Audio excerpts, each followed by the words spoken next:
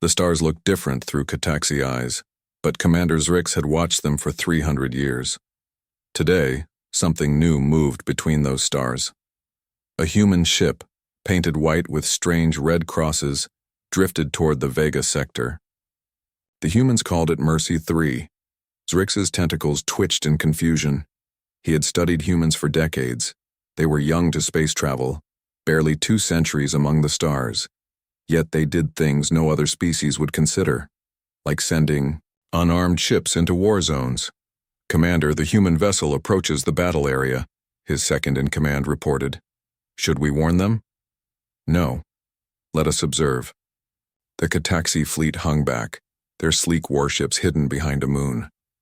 Below them, the Vega sector burned. The Dromane Empire and the Saurian Alliance had fought here for months. Cities lay in ruins. Millions suffered. On the bridge of Mercy III, Captain Amy Roberts stood straight and calm. Her uniform was simple, white with a red cross on the shoulder. Around her, 200 crew members worked at their stations. No weapons officers, no combat pilots, just doctors, nurses, and medics. "Captain, we're detecting massive casualties on the surface," reported her first officer, Lieutenant Paul Chen. "Both military and civilian." "Any active fighting?" Amy asked. "Sporadic. The main forces have pulled back, but there's still danger." Amy nodded. "Send the standard message." The communication went out to all ships in the area. "This is the human medical vessel Mercy III. We are entering the zone to provide humanitarian aid. We are neutral. We carry no weapons. Please do not fire upon us."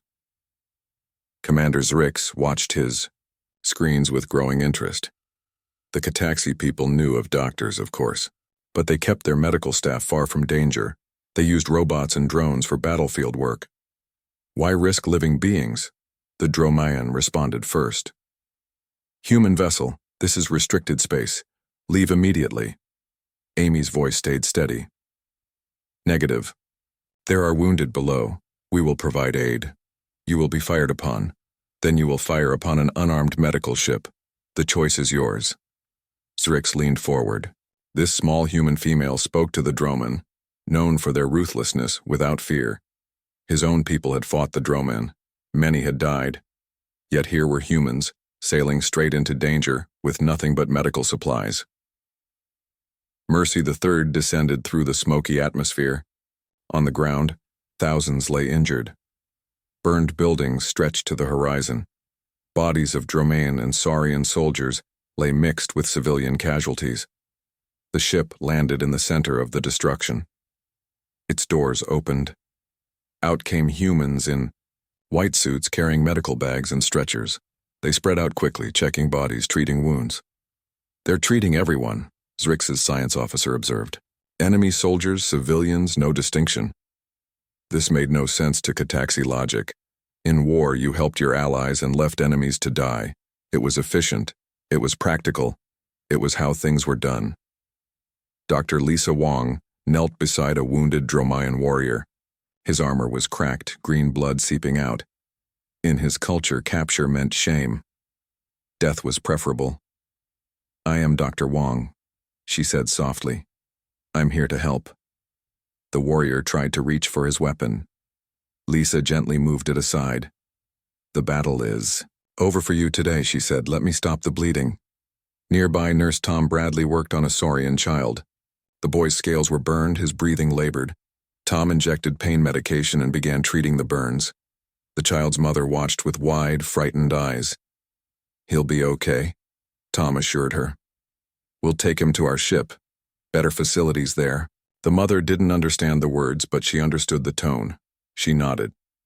Commander Zrix continued watching. The humans moved through the battlefield like ghosts in white. They carried no weapons. They showed no fear. When a damaged building collapsed nearby, they simply moved their patients and continued working.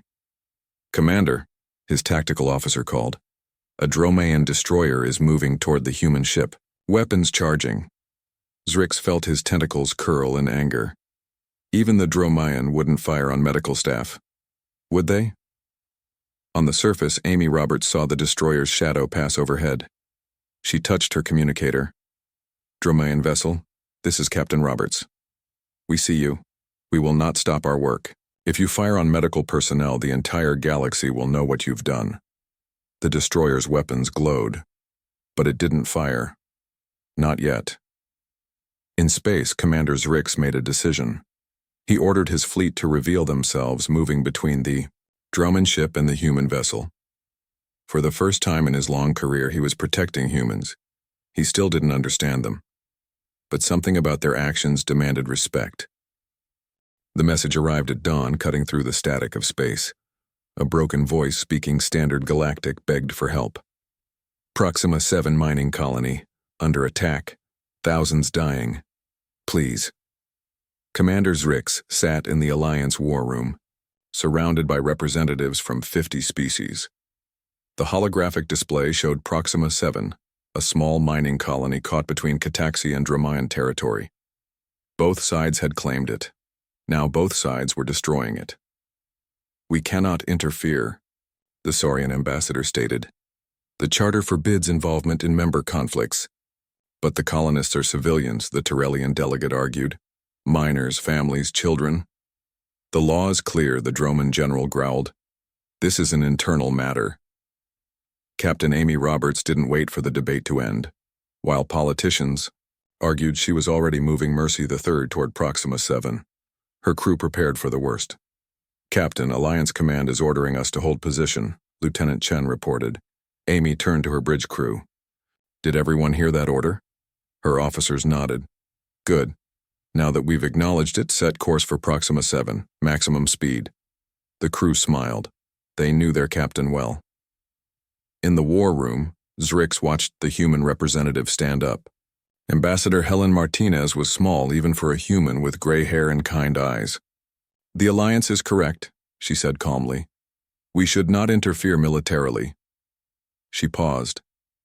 "However, providing medical aid to civilians is not military interference. It is basic decency." "Your ship will be destroyed," the Cataxi admiral warned. "Perhaps. But they will try anyway." Zrix's tentacles curled in thought. He had commanded warships for centuries. He understood strategy, tactics, the cold mathematics of war, but these humans operated on different rules. Mercy III dropped out of hyperspace at the edge of the Proxima system. The scene was worse than reported. The mining colony's domes were cracked. Radiation leaked from damaged reactors. Bodies floated in space where atmospheric shields had failed. "Multiple distress signals," Chen reported. "Both Cataxi and Dromaean ships are still firing on the colony." "Life signs?" Amy asked. "Thousands, but they won't last long with that radiation." "Then we move fast, broadcast on all frequencies." Amy's voice rang out across the system. "This is Captain Amy Roberts of the medical vessel Mercy III. We are entering Proxima 7 to evacuate civilians and provide medical assistance. We are neutral. We carry no weapons. Any ship firing upon us will be committing a war crime under human law." The Cataxi commander responded first. "Human vessel, you enter a combat zone. We cannot guarantee your safety." "We don't ask for guarantees. We ask you to stop killing civilians." The Dromaean were less diplomatic. "Leave now or be destroyed." Amy looked at her crew. Fear showed on some faces, but no one suggested turning back. "Take us in," she ordered. Mercy III flew straight between the warring fleets. Its white hull seemed to glow against the darkness of space. Neither side fired. Not yet. The ship landed near the main colony dome. Medical teams poured out. Dr. Wong led one group, Nurse Bradley another. They found horrors inside. Beings of dozen species burned by radiation, crushed by falling debris, suffocating as life support failed. "Set up triage here," Wong ordered. "Priority goes to whoever we can save fastest, regardless of species." AEA, Kaitaxi soldier, his armor melted to his skin, reached for Wong's arm. "Why help me? I am enemy." "Not to me," she replied, beginning treatment. "To me, you're just hurt." Outside, the battle continued. Plasma bolts lit the sky. A Dromaean fighter, crashed nearby, its pilot ejecting at the last moment. Human medics ran toward the crash site. In space, more ships arrived. Not warships, but news vessels from across the Alliance. Cameras focused on the small white ship and its crew of healers working amid destruction. Zrix watched from his command ship. His tactical display showed something unprecedented. Both Cataxi and Dromain guns had stopped firing near the human teams. Soldiers who moments ago were killing each other now helped carry stretchers. "Commander," his science officer reported, "the colony's main reactor is going critical. Radiation levels rising fast." On the surface, Amy received the same warning. She had a choice: evacuate her people now or stay and save more colonists. She made the only choice she could live with. "All teams, we have 15 minutes before radiation becomes lethal. Save who you can. Move fast." The next minutes became legend. Humans ran into collapsing buildings, carried out whole families, and treated victims even as their own radiation badges turned red. They didn't stop until the last possible moment. When Mercy III finally lifted off, it carried over 1,000 survivors. Behind it, the colony died in nuclear fire. But thanks to human stubbornness, 1,000 lived who should have died. Mercy III pierced through the fire-filled sky of Proxima 7. Below, the battle raged. Cataxi warships exchanged plasma fire with Dromon destroyers. The colony burned between them. "Landing zone compromised," Lieutenant Chen called out. "Heavy, fighting near the medical center." "Find us a clear spot," Amy ordered. "Anywhere we can set down." The ship shuddered as debris struck its hull. Through the view screen, Amy saw bodies scattered across the colony's main plaza. Some still moved. "There," she pointed. "Between those buildings, it's tight, but we can make it." The pilot, Susan Walsh, gripped the controls. "Going to be rough, Captain. Do it." Mercy III descended through smoke and flame. The ship barely fit between the structures, its hull scraping against walls. They landed hard, crushing abandoned vehicles beneath them. "Medical teams, deploy," Amy commanded. The airlock opened. Humans in white protective suits rushed out, carrying medical supplies and stretchers. They moved in organized groups, each knowing their role. Dr. Wong led Alpha Team toward the collapsed hospital. Nurse Bradley took Beta Team to the residential sector. The newest member, young Dr. Jake Mitchell, headed Charlie Team into the combat zone itself. "Remember," Amy's voice came through their comms, "we treat everyone, no exceptions." Jake had never seen war before. The academy trained him for emergencies, but nothing prepared him for this. A Drummond soldier lay against a wall, his legs crushed by falling concrete. Beside him, a Cataxi warrior bled from multiple wounds. "Help. The enemy." "First."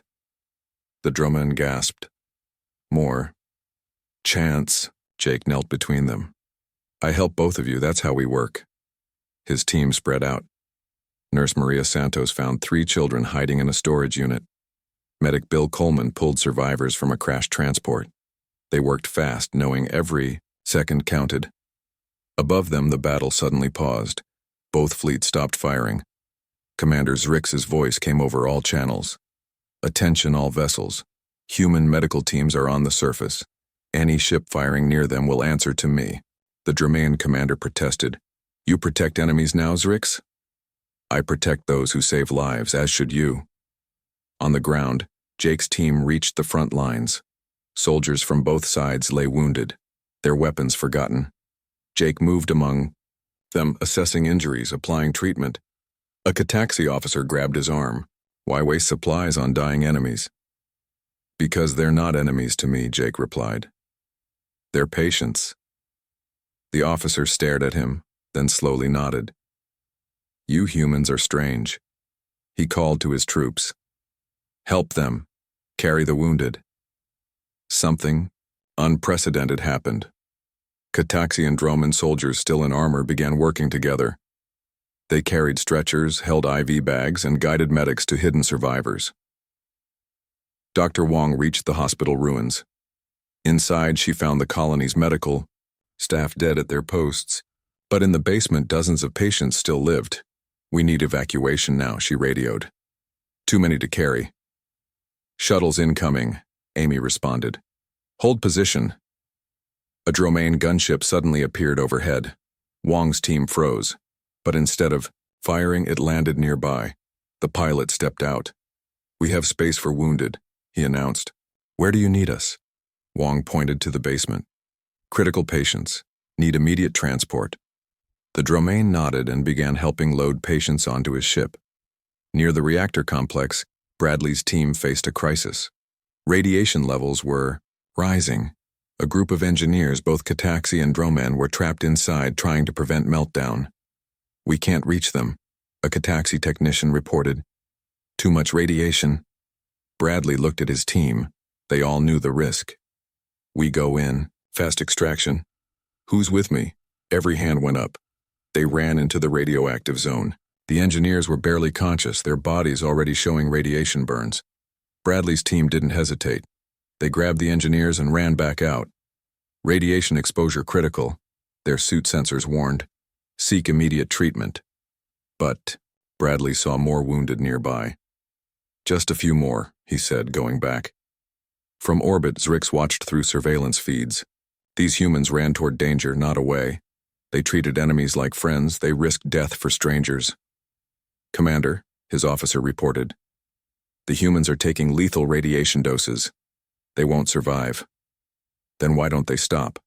I don't know, sir. On the surface, Mercy 3's shuttles made continuous runs evacuating hundreds. Cataxi and Dromain ships joined the effort, transporting wounded to medical facilities. As the last shuttle prepared to leave, Jake Mitchell collapsed. His radiation badge showed black.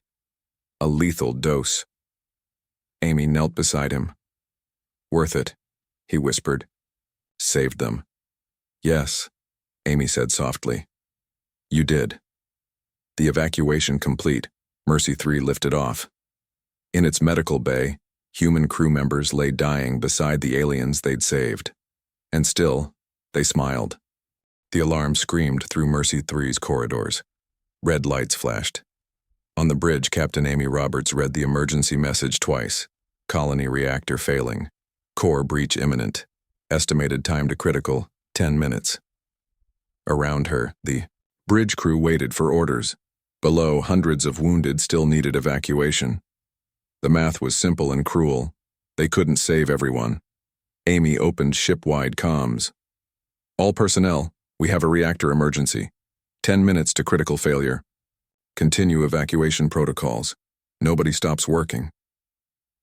In the reactor complex, Nurse Kevin Brooks heard the announcement. He was treating a group of trapped technicians, both Cataxi and Dromaean, who had tried to stop the meltdown. We need to leave, his partner, technician Maria Santos, said. Now. Kevin looked at the wounded technicians. 3 couldn't walk. 2 were unconscious.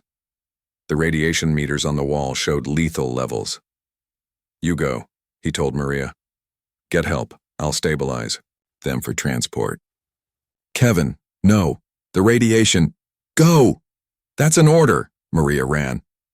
Kevin turned to the conscious technicians. Can any of you tell me how to slow this down? Buy us more time?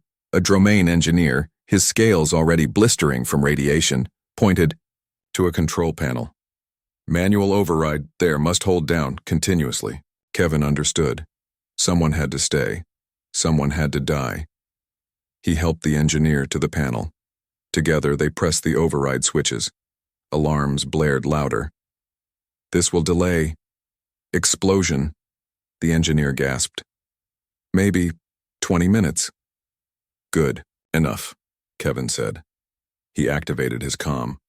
Brooks to Mercy the 3. I've got manual control of the reactor. You have extra time. Get everyone out. Amy's voice came back, tight with emotion. Kevin, get yourself out of there. Can't, Captain. Someone has to hold these switches. Tell my family. Tell them it was worth it. Across the colony, the evacuation intensified. Humans, Cataxi, and Drummond worked side by side. Enemy soldiers carried wounded civilians. Combat medics shared supplies with human doctors. Dr. Wong coordinated from the ground. Priority shuttles to the residential areas. Children first. A Cataxi commander approached her. Our warriors can carry more wounded. Where do you need us? She pointed to a collapsed school. There, hurry. In the reactor room, Kevin felt his body failing. Radiation burned through his suit, blood ran from his nose. The Dromaean engineer had already died, but Kevin held both switches now. Maria returned with a rescue team, but the radiation levels stopped them at the door. Kevin, she called. We can take over. No time, he replied, his voice weak. Radiation's too high. You'd die before you reached me. Just get the others out. Maria pressed her hand against the radiation shield. You stupid, brave idiot. Kevin managed a laugh. That's what my mom always said. The evacuation reached its climax. Shuttles launched every 30 seconds. Cataxi warships opened their hangar bays to receive wounded. Drummond medical frigates, normally used only for their own species, took human patients. Commander Zrix coordinated from space. All ships maximum evacuation support. This is not a request. With 5 minutes left, Amy faced her hardest decision. Dozens of crew members showed radiation poisoning. Many wouldn't survive the trip to proper medical facilities. But staying meant certain death for everyone. Last call for evacuation, she announced. All shuttles launch in 2 minutes. In the medical bay, Dr. Mitchell lay on a bed, his body ravaged by radiation. He grabbed Amy's arm as she passed. Captain, was it enough? Did we save enough? She looked around the bay. Hundreds of beings, human, Cataxi, Dromaean, others, lay in beds. All alive because her crew chose compassion over safety. Yes, Jake, it was enough. The final shuttles launched. Mercy the 3 lifted off, its hull groaning from damage. As they reached orbit, the reactor exploded. The blast wave hit hard. Systems failed. The ship tumbled. But it held together. Damage report, Amy called. Hull integrity at 40%, Chen reported. Life support failing. But Captain... Look. On the view screen, she saw them. Dozens of ships, Cataxi, Dromaean, Saurian, others moving to assist. Former enemies now worked together to save the human ship that had saved so many. In the medical bay, Kevin Brooks's empty bed bore a simple note. Hold the line. The colony was gone. But over 2,000 lived because humans believed mercy meant sacrifice. The galaxy would not forget. The Galactic Council chamber fell silent as footage from Proxima 7 played on the massive screens. Representatives from 100 worlds watched humans run into radiation, carry enemies to safety, and die holding reactor switches. When the recording ended, no one spoke. Finally, the Droman High Commander stood. His scarred face showed something new: respect. For generations we have called humans weak, foolish. Today I name them something else. He paused. Honorable. The Cataxi Supreme. Admiral rose next. The humans have rules we did not understand. They call them the Geneva Conventions. These rules say medical ships and personnel must be protected even in war. Ambassador Helen Martinez stepped forward. Her voice carried across the chamber. Yes, we have rules. But rules mean nothing without enforcement. 3 days later, a Droman raider attacked the Mercy ship Hope near the Andromeda frontier.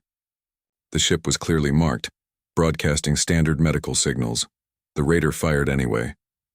The human response shocked the galaxy.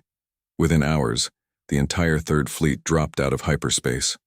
50 warships, led by the battleship Retribution, surrounded the raider. Admiral John Carter's message was broadcast on all frequencies. You have fired upon a medical vessel. Surrender immediately or be destroyed. The raider captain laughed. You humans and your empty threats, we are warriors. You are healers playing at war. Admiral Carter didn't argue. He simply gave the order. The battle lasted 4 minutes. When it ended, nothing remained of the raider but scattered atoms. Carter's next message went to every ship in known space. This is what happens when you attack our healers. There will be no warnings, no negotiations. You fire on a Mercy ship, you die. Simple. The galaxy took notice. Commander Zrix visited Earth shortly after. He wanted to understand these contradictions. Humans who would die to save enemies, then annihilate those who threatened their medics. He met Dr. Wong, now recovering from radiation treatment. Half her team had died at Proxima 7. Why? He asked. Why sacrifice so much for strangers? She smiled weakly. Because mercy isn't conditional. The moment we choose who deserves help and who doesn't, we stop being healers. But your military's response to attacks on medical ships is also mercy, she explained. Mercy for future patients. If raiders think they can attack hospitals, ships freely, more innocents die. Sometimes mercy requires strength. Zrix's tentacles curled in thought. You protect the protectors. Exactly. The idea spread through the Alliance. More species began following human medical protocols. White ships with red crosses appeared in every sector. The Saurians contributed advanced healing technology. The Cataxi provided faster engines. Even the Dromaean offered armor plating. 6 months after Proxima 7, the galaxy faced its first test. A plague hit the outer colonies. Millions fell sick. The disease jumped between species, mutating rapidly. Fear turned to panic. Borders closed. Ships fled infected zones, except the mercy ships. Compassion, Grace, and Salvation flew straight into the quarantine zones. Human crews, joined now by alien volunteers, worked around the clock. They shared research, distributed vaccines, and treated the dying. When pirates tried to steal medical supplies, they learned what the Droman raider had discovered. The human fleet's response was swift and merciless. No trials, no prisoners. Just examples. The plague lasted 8 months. Over 1 billion were infected, but fatalities remained under 1%, thanks to the mercy ships. At the victory celebration, the Tyrellian ambassador asked Admiral Carter about the apparent contradiction. Healers protected by destroyers. Carter's answer became famous. Our right hand offers healing. Our left hand protects that offer. Both are necessary, both mercy. One is the shield, the other the salve. And both save lives. The Council voted unanimously to adopt the human medical protocols. Every species would mark medical ships with the Red Cross. Every fleet would protect them. Anyone attacking medical personnel would face combined retaliation. In the Medical Academy on Luna, new students, human and alien alike, learned the motto inscribed above the entrance. Mercy is not weakness. Compassion is not surrender. To heal in the face of danger is the highest courage. Kevin Brooks's name joined the list of heroes on the memorial wall. Below it, his words, "Hold the line." The galaxy was learning what humans always knew. True mercy required both tenderness and steel. The willing to die saving others and the strength to ensure such sacrifices were honored. The white ships sailed on, carrying hope to the darkest corners of space. The changes began slowly. In shipyards across the galaxy, new vessels took shape. Not warships, but mercy ships. Each species added their own technology, but all bore the same mark, a red cross on white hull. On the Cataxi homeworld, Commander Zrix supervised construction of Katax Mercy. His people had never built a ship without weapons before. It feels wrong, his engineer said.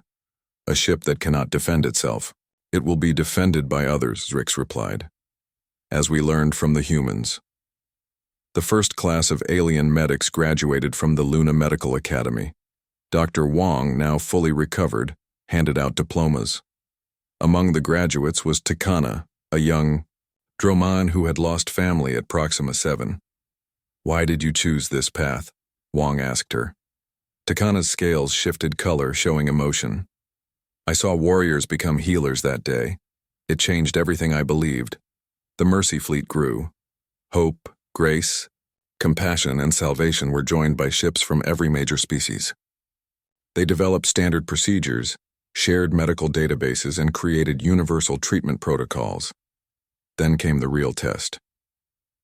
The binary star disaster struck without warning. 2 suns in the Helios system went nova simultaneously. Dozens of Inhabited worlds faced destruction. Billions of lives at risk. Every Mercy ship in the quadrant responded.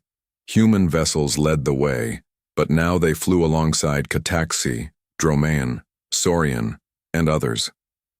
A fleet of healing, racing against time. Captain Amy Roberts, commanding the new Mercy V, coordinated the rescue. Her hair had turned gray since Proxima 7, but her voice remained steady. All ships, priority goes to planetary evacuations. We have 6 hours before the radiation wave hits. The Mercy fleet scattered across the system. Each ship pushed beyond safety limits. They packed corridors with refugees, converted cargo bays to emergency wards, and flew back into danger again and again. On the third planet, young Dr. Peter Kim faced an impossible choice. His shuttle could carry 50 more people, but hundreds waited at the spaceport. A Saurian child tugged his sleeve. "Take the eggs," she said, pointing to incubation chambers. "They are our future." Peter loaded the chambers, knowing it meant leaving others behind. As his shuttle lifted off, he saw adults waving goodbye, sacrificing themselves for the next generation. The Dromaean ship Healing Claw lost power near the fourth planet. Captain Terrell sent his final message. "Cannot escape gravity. Well, using remaining power for medical stasis, save our patients." 3 human ships immediately changed course, diving into the planet's atmosphere to attempt rescue. They saved most of the patients, but Healing Claw and her crew burned up on entry. The radiation wave approached. Most ships had escaped to safe distance, but thousands remained trapped on the inner worlds. That's when the warships arrived. Led by Admiral Carter, combined fleets from every species formed a shield wall. Their deflector screens, designed for battle, now protected evacuation routes. "All vessels," Carter broadcast, "maximum shield power. We hold this line." The radiation struck like a tsunami. Warships shuddered, shields overloaded, but they held, long enough for the last Mercy ships to escape. In the aftermath, the cost was counted. 18 Mercy ships lost, over 1,000 medical personnel dead. But they had saved 30 billion lives. At the memorial service, Ambassador Martinez spoke. "We name our medical ships Mercy, not because it's what they give, but because it's what they are. Mercy made manifest, compassion given form." The Dromaean High Commander added, "We thought mercy meant weakness. Now we know it means having the strength to help others, even at great cost." A new tradition began. Every year on the anniversary of Proxima 7, all ships across the galaxy observed a moment of silence. For 1 minute, even warships powered down, weapons and raised medical flags. In hospitals and clinics, human and alien medics worked side by side. They shared techniques, swapped stories, and learned from each other. The Red Cross became a universal symbol of hope. Dr. Wong established the Brooks Santos Foundation, named for the heroes of Proxima 7. It trained medics from all species in human emergency protocols. "Mercy isn't just human anymore," she told her students. "It belongs to all of us now." The galaxy had learned that mercy wasn't just about helping the wounded. It was about changing hearts, building bridges, and showing that compassion could be stronger than hate. The white ships continued their work, sailing between stars, carrying a simple message. Where there is suffering, there is hope. Where there is need, there is mercy. The distress call came from deep space where no ship should be. Commander Zrix's battlecruiser Pride of Catax detected the signal first. Weak, fading, desperate. "It's one of ours," his communication officer reported. "The science vessel Discovery. They report critical damage, life support failing." Zrix checked his star charts. The location was inside the Andromeda Maelstrom, a region of space storms and debris. No rescue was possible. Then another signal appeared. "This is Mercy ship Mercy. V, we received your distress call. Hold on. We're coming." Zrix couldn't believe it. "Contact that human ship. The Maelstrom will tear them apart." Captain John Davis answered from Mercy V. His face was calm, determined. "We know the risks, Commander. but there are lives at stake. You'll die trying. Maybe, but we have to try. Zrix watched Mercy V change course toward the maelstrom. The white ship looked small against the violent purple clouds of the storm region. Madness, his first officer muttered. Something stirred in Zrix. Memories of Proxima 7, of humans running into radiation, of Kevin Brooks holding reactor switches until death. Follow them, he ordered. Commander, follow the Mercy ship. If they're crazy enough to go in, they'll need help getting out. Pride of Katax turned toward the maelstrom. On the bridge of Mercy V, Davis smiled when he saw the warship following. The storm hit hard. Lightning-like energy discharges struck both ships. Debris fields forced constant course changes. Navigation systems failed in the electromagnetic chaos. Hull integrity at 60%, reported Davis's first officer, Lisa Brown.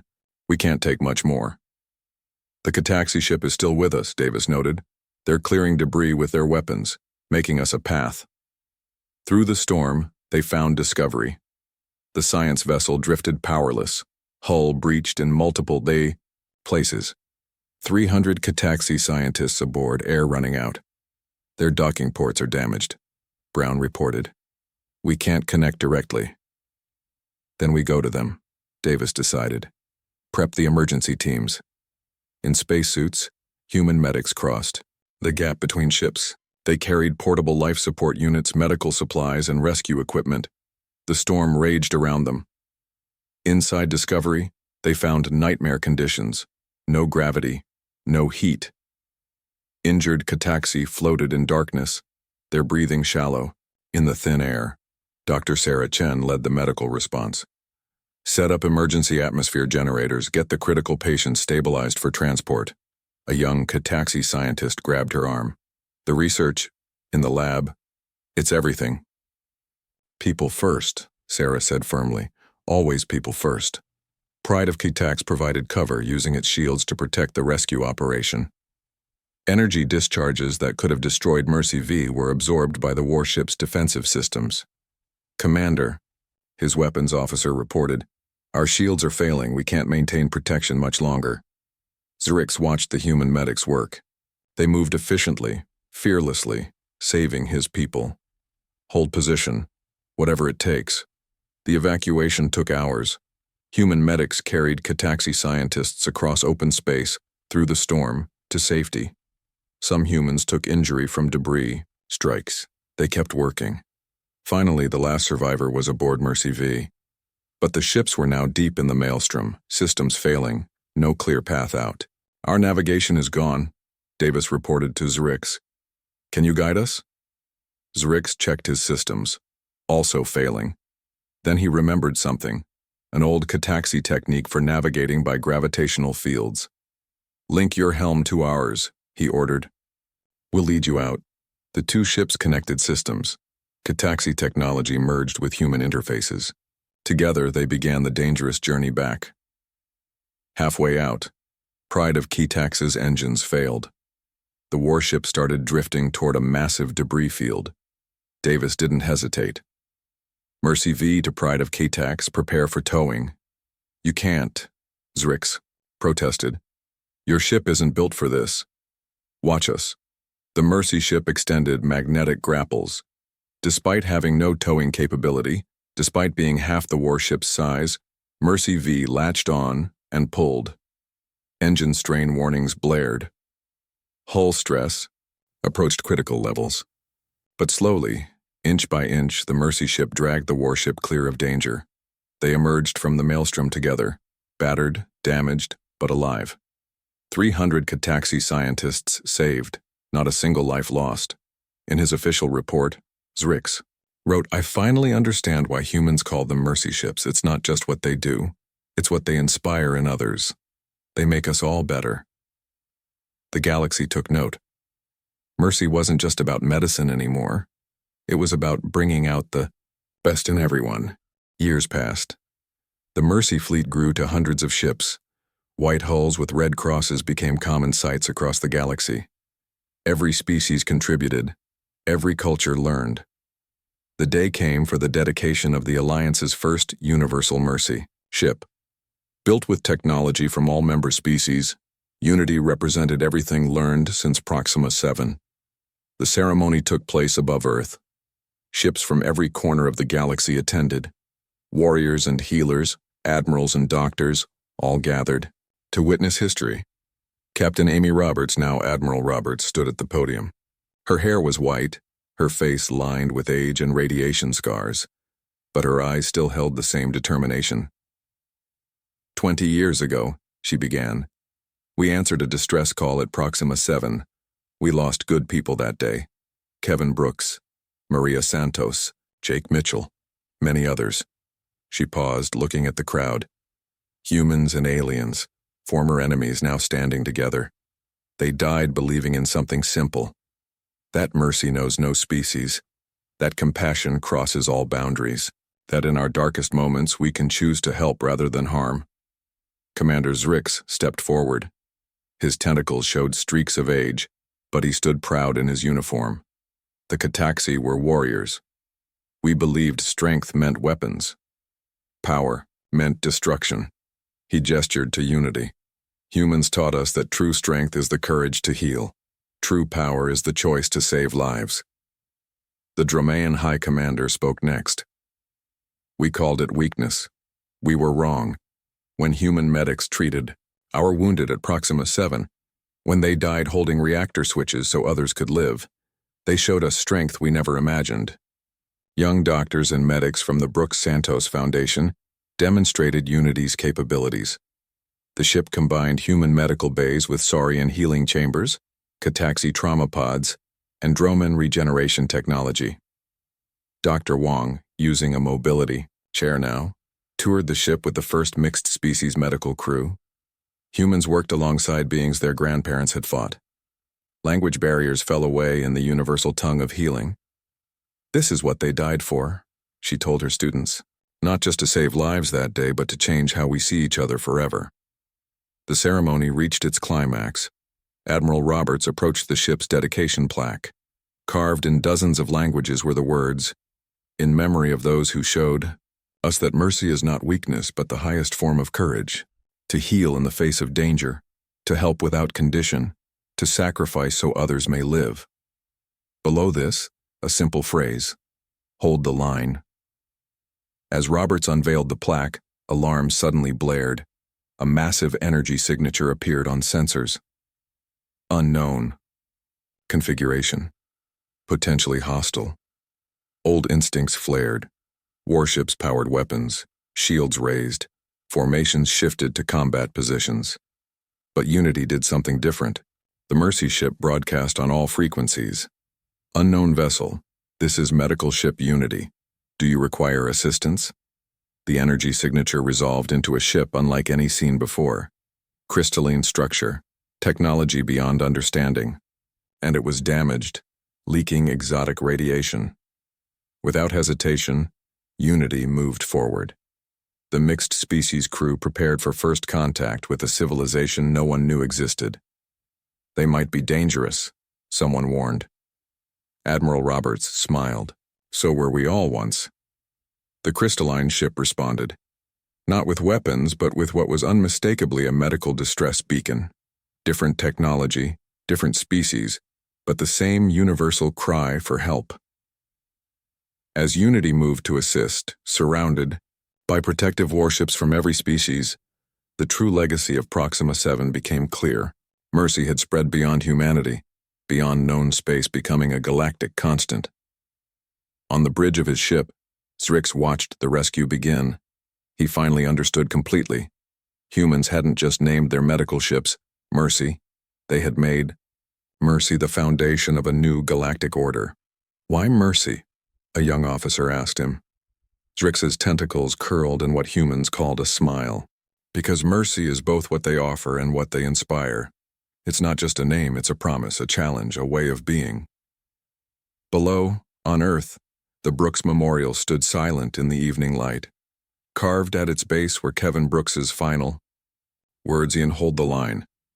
Across the galaxy on 1,000 worlds in 100 languages those words echoed. The line between compassion and cruelty, between helping and hurting, between what we are and what we can be. The Mercy ship sailed on, white against the darkness of space, carrying a simple truth to the stars. Where there is life, there is hope. Where there is suffering, there is mercy. And sometimes the greatest strength is the courage to care.